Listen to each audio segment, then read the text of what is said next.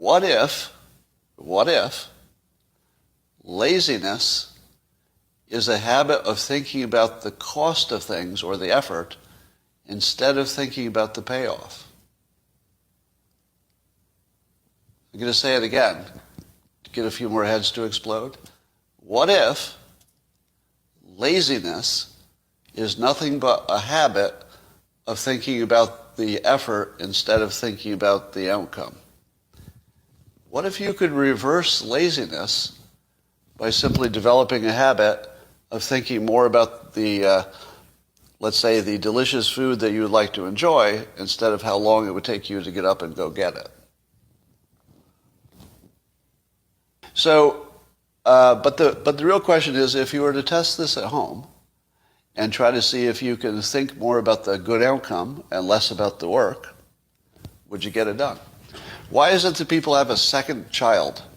Why does a woman who goes through this awful, awful childbirth have a second child? Don't they always say the same thing? If I remembered how bad this was, I wouldn't do it again. Right?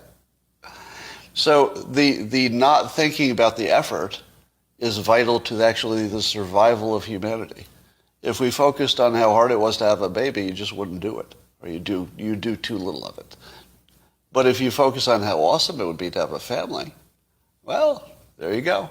You're going to go through the pain because you've already committed.